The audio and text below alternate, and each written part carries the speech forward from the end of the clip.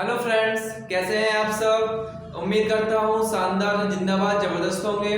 मैं समृद्धारिया स्वागत करता हूँ आपके अपने YouTube channels Gurukul coaching classes पर। तो जैसा कि आप लोगों को पता है, सुपर टेट यानी प्राथमिक शिक्षक भर्ती परीक्षा तथा केवीएस यानी केंद्रीय विद्यालय संगठन की जो परीक्षा आपकी बहुत जल्द आपके सामने आने वाली है, तो इसकी प्रिपरेशन आपको गुरुकुल कोचिंग क्लासेस टीम द्वारा कराई जा रही है, जिसमें संपूर्ण तैयारी का जिम्मा जो लेकर चल रहे हैं। तो उसी के अंतर्गत आज हम विज्ञान विषय के बारे में बात करेंगे। विज्ञान में जो हमारा टॉपिक रहेगा वो विटामिन और श्वसन तंत्र को आज हम डिस्कस करेंगे, क्योंकि विटामिन और श्वसन तंत्र आपके सिलेबस में मेंशन किया गया है। तो मेंशन दोस्तों ज्यादा आपका वेटेज इसमें नहीं है, लेकिन जितना हमें इम्पोर्टेंट है वो चीज हमें यहाँ से क्या करनी है, देखनी है, और आपको अपने एक एक पॉइंट्स नोट करके यहाँ पे चलना है। बात करते हैं विटामिन की। तो जैसा कि आप लोगों को पता है कि जो मानव शरीर होता है उसको पोषण की आवश्यकता होती है। पोषण में जैसे न्यूट्रिएंट्स होते हैं, जैसे कार्बोहाइड्रेट्स हो गया, फैट्स हो गए, विटामिन हो गए, प्रोटीन हो गया, तो ये चीजें उसको जरूरी होती हैं, क्योंकि जिससे हमारे बॉडी को एनर्जी मिलती है, और एनर्जी मिलती है तो हमारी बॉडी एबल होती है किसी भी वर्क करने के लिए। तो बात करते हैं विटामिन की जो खोज की थी वो एन.आई. लुबिन ने की थी, और इनका जो शब्द दिया था वो फंक। तो विटामिन की जो खोज मानी जाती है वो फंक के द्वारा मानी जाती है। विटामिन शब्द का प्रयोग किया था किसने, फंक ने, और जो खोज की थी वो किसने, एन.आई. लुबिन ने खोज की थी। बात करते हैं विटामिन कितने प्रकार के होते हैं। तो विटामिन आपको दो प्रकार के देखने को मिलते हैं। पहला होता है जो जल में घुलनशील होते हैं, और दूसरा होता है जो वसा में घुलनशील होते हैं। यहाँ से क्वेश्चन आपका पूछा जाता है कि जल में घुलनशील विटामिन कौन कौन से हैं। तो आपको केवल विटामिन बी और विटामिन सी याद रखना है कि विटामिन बी और विटामिन सी आपके जल में घुलनशील विटामिन है।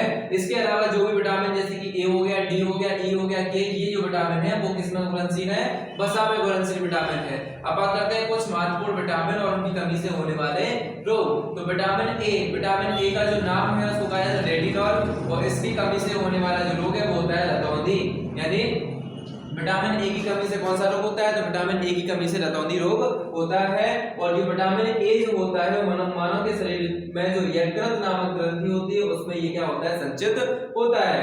विटामिन बी यानी B1 की कमी से कौन सा होगा, B1 का नाम जो है वो केमिकल नेम थायमीन है, और इसकी कमी से जो रोग होता है बेरी।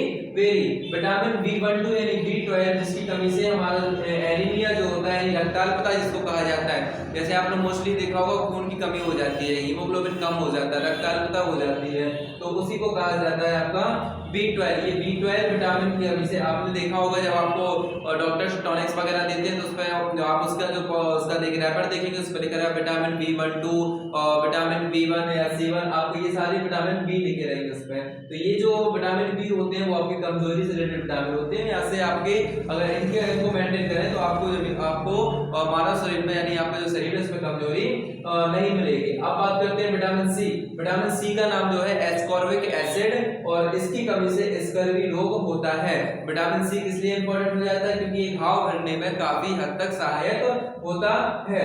विटामिन डी का नाम जो होता है वो कैल्सीफेरॉल होता है, और विटामिन डी की कमी से रिकेट्स नामक रोग हो जाता है, जिसको हम सूखा रोग से नाम से भी जानते हैं। विटामिन ई का जो नाम होता है वो होता है टोकोफेरॉल, और इसकी कमी से नपुंसकता जैसे रोग हो सकते हैं। बात करते हैं विटामिन के। तो विटामिन के का नाम जो होता है मेनाडियोन होता है, और विटामिन के की कमी से कौन सा रोग होता है, तो विटामिन के की कमी से जो रुधिर का थक्का यानी ब्लड क्लॉटिंग जो होती है, जिस चोट लगने के बाद थोड़ी देर बाद आपका ब्लड देखा होगा आपने, क्लॉट हो जाता है यानी जम जाता है, तो उसका ये जो रुधिर का उसको कहते हैं रुधिर का थक्का बनना, यानी अगर विटामिन के की कमी होती है तो रुधिर का थक्का नहीं बनता है। कुछ प्रोटीन की कमी से क्वाशियोर्कर तथा मैरिस्मस रोग हो जाता है। तो ये कुछ इंपॉर्टेंट रोग हैं, कुछ इंपॉर्टेंट विटामिन हैं जिनका आपको ये नेम याद रखना है। विटामिन ए का नाम रेटिनॉल है, विटामिन बी का नाम B1 का थायमीन है, विटामिन सी का नाम एस्कॉर्बिक एसिड है, विटामिन डी का नाम कैल्सीफेरॉल है, विटामिन ई का नाम टोकोफेरॉल है, और विटामिन के का नाम मेनाडियोन है। तो इनको और इनकी कमी से कौन कौन से रोग होते हैं, ये आपको ध्यान में रख के चलना है। अब बात करते हैं श्वसन तंत्र। श्वसन का मतलब होता है रेस्पिरेशन यानी आप कोई भी इंसान, कोई भी ह्यूमन लिविंग थिंग्स है वो क्या करता है, रेस्पिरेशन करता है, यानी श्वसन का काम है मतलब आपको अपने शरीर के लिए एनर्जी यानी ऑक्सीजन। तो ऑक्सीजन यानी ऑक्सीजन कहाँ से मिलती है, एयर से मिलती है। तो ऑक्सीजन जो हम लेते हैं तो हम जो श्वसन करते हैं वो नासा के द्वारा करते हैं, नाक के द्वारा करते हैं। तो श्वसन तंत्र को क्या कहते हैं, वह प्रक्रिया जिसकी सहायता से पचे हुए भोज्य पदार्थों से ऊर्जा प्राप्त की जाती है उसे श्वसन कहते हैं। अब कैसे, जैसे आपके भोजन में पाचन हो गया, अब जैसे आप जो ऑक्सीजन गैस आप नाक के द्वारा ग्रहण करते हो या फिर लेते हो, तो यहाँ से आपके जो फेफड़े होते हैं वहां से ऑक्सीजन को कंज्यूम करके और उस जगह पे ऑक्सीजन यानी आपके जितनी ग्लैंड्स को जहाँ पे जो आरबीसी आपके ब्लड में पाई जाती हैं उनके द्वारा जो ब्लड में ये ऑक्सीजन को क्या कर देता है, ऑक्सीजनेटेड ब्लड बना देता है, यानी आपको ऑक्सीजन रक्त बना देता है, जिससे जो ब्लड के द्वारा आपके शरीर के संपूर्ण पार्ट में ऑक्सीजन क्या कर दी जाती है, डिस्ट्रीब्यूट कर दी जाती है। तो अगर हम बात करें डेफिनेशन की, तो वह प्रक्रिया जिसकी सहायता से पचे हुए भोज्य पदार्थों से, यानी भोज्य पदार्थ, पचा हुआ भोज्य पदार्थ कौन सा होता है, जो लास्ट में ग्लूकोज की फॉर्म में बन जाता है, यानी जो पेड़ पौधे होते हैं उनमें स्टार्च बनता है और जो ह्यूमन बॉडीज होते हैं उनमें ग्लूकोज बनता है। तो प्राप्त किया जिसे क्या कहते हैं, श्वसन कहते हैं। मनुष्य में निम्न श्वसनांग पाए जाते हैं, यानी ऐसे कौन कौन से अंग हैं जो हमारे श्वसन में क्या करते हैं, हमारी हेल्प करते हैं। तो जैसे कि नासाद्वार मतलब ये आपके नोस्ट्रिल्स हो गए, नासाग्रसनी, कंठ यानी आपका गला हो गया, वायु नली जिसके द्वारा आपकी जो सांस होती है वो अंदर जाती है, श्वसनी, फेफड़ा और डायफ्राम, ये कुछ क्या होते हैं, मुख्य श्वसनांग होते हैं जिनको आपको याद रख के चलना है। अब एक हमने आपको डायग्राम बनाया है, आपका फेफड़े का डायग्राम है। तो फेफड़ा आपने देखा होगा, अब इसके पहले हम कंठ की बात कर लेते हैं। आप लोगों को पता होगा कंठ, जो हमारा ये कंठ होता है ये क्या कहलाता है, ये भी क्या है, श्वसनांग है। और श्वसनांग का ऐसा अंग है जो ध्वनि का क्या करता है, निर्माण करता है, यानी ध्वनि का वाइब्रेशन हमारे क्या होते हैं, आपने साउंड पढ़ा होगा तो उसमें आपने वाइब्रेशन पढ़े होंगे। तारत्व होता है, अगर तारत्व कम है तो जो आवाज होगी वो कैसे होगी, मोटी होगी या भारी होगी, और अगर तारत्व ज्यादा है तो आवाज कैसी होती है, पतली होती है या सुरीली होती है। तो हमारा जो कंठ एक ऐसा श्वसनांग है जो क्या करता है, ध्वनि का निर्माण करता है, इसलिए इसे क्या कहते हैं, ध्वनि और स्वर यंत्र भी कहते हैं। पुरुषों में यह जो होता है कंठ को बड़ा होने के कारण इनकी आवाज कैसी होती है, मोटी होती है, तथा महिलाओं में जो कंठ होता है वो छोटा होने के कारण आवाज पतली होती है अथवा छोटा होता है, इसका तारत्व ज्यादा होता है, तारत्व अधिक होता है, और तो इनकी आवाज कैसे हो जाती है, पतली हो जाती है। और इनमें जो तारत्व होती है वो तारत्व कम होती है, वो तारत्व कम होती है तो इनकी आवाज क्या हो जाती है, मोटी हो जाती है। तो कंठ का ये इंपॉर्टेंट चैप्टर है कि आपसे पूछा जा सकता है पुरुषों की जो आवाज होती है मोटी किस वजह से होती है और महिलाओं की जो आवाज होती है वो पतली किस वजह से होती है। बात करते हैं फेफड़े। हमारे शरीर में क्या होते हैं, 2 फेफड़े होते हैं, आपको पता है, जो 5 खंड में बटे होते हैं। कितने खंड में, 5 खंड में।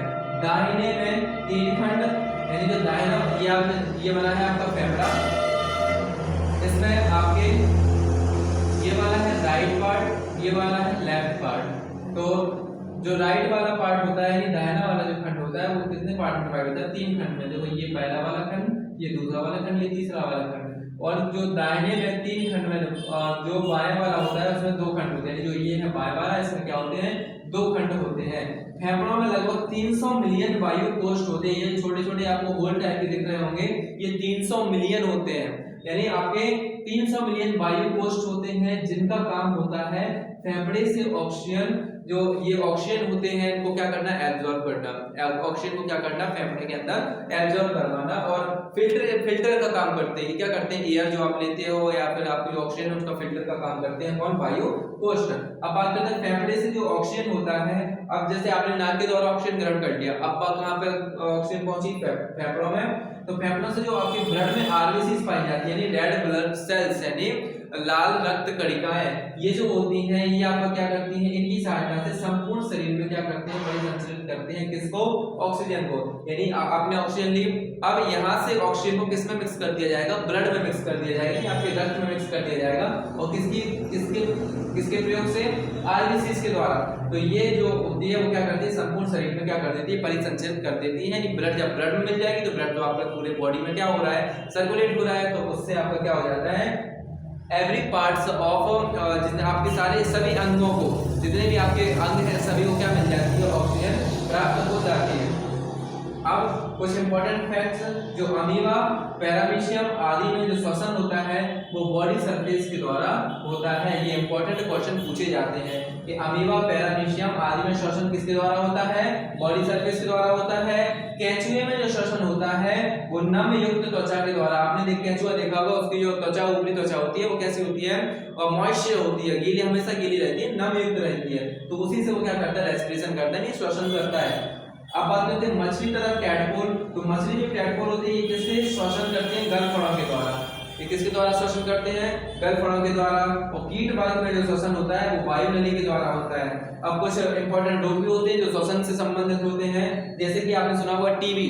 टीबी का जो फुल फॉर्म होता है वो होता है ट्यूबरक्लोसिस, और ये जो होता है वो बैक्टीरिया होता है, माइकोबैक्टीरियम ट्यूबरक्लोसिस के द्वारा ये होता है। दूसरा होता है न्यूमोनिया। न्यूमोनिया किस बैक्टीरिया के कारण होता है, डिप्लोकोकस निमोनिक बैक्टीरिया नाम होता है, उसकी वजह से क्या होता है, न्यूमोनिया रोग होता है। डिप्थीरिया रोग कैरिनोबैक्टीरियस डिप्थेरी नामक बैक्टीरिया के कारण होता है। तो ये कुछ श्वसन से संबंधित रोग हैं, जैसे कि टीबी हो गया, न्यूमोनिया हो गया, डिप्थीरिया हो गया, और फ्लू वगैरह जो आपके रहते हैं ये भी इसी से संबंधित होते हैं। अमीबा किसकी वजह से, बॉडी सरफेस के द्वारा। पैरामीशियम और केंचुए किसके द्वारा, नम त्वचा के द्वारा। मछली, टैडपोल, गलफड़ों के द्वारा। कीट वर्ग जो होता है वायु नली के द्वारा क्या करते हैं, श्वसन करते हैं। तो अब इसमें आप कंठ का ही जो होता है, नासाद्वार आप सभी को पता है, इसके बारे में कोई ज्यादा डिस्क्राइब करने की जरूरत नहीं है। जो हमारी नाक होती है ये हमारे नोस्ट्रिल्स होते हैं, नासाद्वार होते हैं। इसके बाद जो रहता है नासाग्रसनी, यहाँ से नोस्ट्रिल से जो अंदर आपकी वो रहती है वो क्या कहलाती है, नासाग्रसनी कहलाती है। इसके बाद कंठ, फिर वायुनली, श्वसनी, फेफड़ा और डायफ्राम आपके पाए जाते हैं। तो कैसी लगी फ्रेंड्स वीडियो? अगर आपको वीडियो में कुछ इंपॉर्टेंट जानकारी मिल रही हो, आपको लगता है कि यहाँ से आपको कुछ सीखने को मिल रहा है, तो आप चैनल को सब्सक्राइब कीजिए, और ताकि और कमेंट के द्वारा एक हम लोगों का जो मोटिवेशन बना रहता है उसको आप क्या कीजिए, मेंटेन कीजिए, क्योंकि आपका जो कमेंट होता है वो हमें एक न्यू एनर्जी देता है, एक पॉजिटिव एनर्जी देता है कि हाँ हमारी चीज़ें आप तक पहुँच रही हैं और आप हमसे कुछ सीख रहे हो। और संसाधनों की कमी की वजह से जो आपको बाहरी शोर और ये जो आपको कुछ जो आपको ये परेशानियां उठानी पड़ती हैं हमारी वीडियो में, तो इससे के लिए क्षमा प्रार्थी हैं, क्योंकि अब जो बाहरी शोर है उसको तो कुछ कंट्रोल नहीं किया जा सकता, लेकिन आने वाले समय में आपको बेस्ट कंटेंट और आपको इन चीज़ों से छुटकारा देखने को मिल जाएगा। तो बस बने रहिए साथ में आप हमारे साथ, और चैनल को सब्सक्राइब कीजिए और वीडियो को लाइक कीजिए, एक प्यारा सा कमेंट जरूर कीजिए ताकि हम लोग मोटिवेट हो सकें। मिलते हैं अगली वीडियो में, तब तक के लिए आप रखिए अपना ख्याल, हमें दीजिए अनुमति। जय हिंद, वंदे मातरम।